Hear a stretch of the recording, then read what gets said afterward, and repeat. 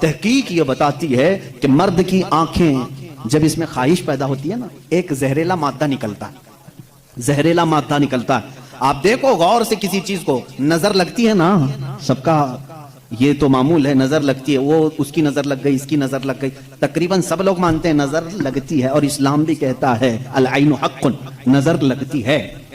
بلکہ میرے آقا صلی اللہ علیہ وسلم نے یہاں تک فرمایا میری امت میں سب سے زیادہ موت اگر کسی کارن سے ہوگی تو نظر بد سے ہوگی.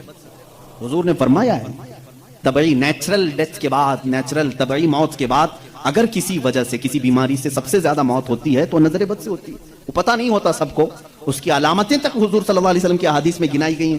نظر بد ہو جائے تو کیسے پتہ چلے گا؟ جسم کے اندر کیسی تبدیلیاں ہوتی ہیں کہ پتہ چل گیا کہ نظر لگی ہے، وہ پھر کبھی میں عرض کروں گا. لیکن نظر لگتی ہے یہ سب کو معلوم ہے. اور جدید تحقیقات کے اعتبار سے بھی اگر میں آپ کو بات کروں، پھول کو اگر زیادہ دیر تک تم دیکھتے رہو گے تو مرجھا جائے گا، کیونکہ ہماری آنکھوں کا زہر اس پر پڑتا ہے اور اس کی طبیعت مرجھا جاتی ہے.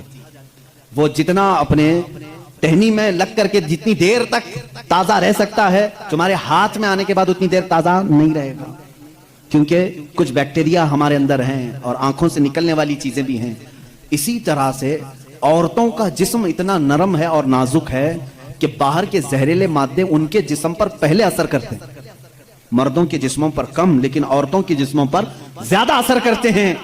اب کوئی وحشی درندہ جس کی نگاہیں زہر پھینک رہی ہوں اور کسی لڑکی کا جسم ننگا ہو، وہ بغیر لباس کے ہو، تو ظاہر سی بات ہے اس کے جسم کے اندر جیسی ہی وہ نظریں جاتی ہیں اس کے دل میں بھی برائیوں کی خواہشیں پیدا ہونا شروع ہوتی ہیں. ایک طرفہ نہیں ہوتی یہ سب چیزیں. اس کے اندر جو خرابی آئی وہ اس کی آنکھوں کی وجہ سے. اسی لیے میرے آقا صلی اللہ علیہ وسلم نے فرمایا فَإِنَّ الْعَيْنَ تَزْنِي، آنکھ بھی زنا کرتی ہے. حضور صلی اللہ علیہ وسلم نے فرمایا آنکھ بھی زنا کرتی ہے. اب مجھے بتاؤ میرے عزیزو، اسلام نے اتنی جو حفاظت کی ہے عورتوں کی، اس کو تم کہہ رہے ہو زور زبردستی ہے؟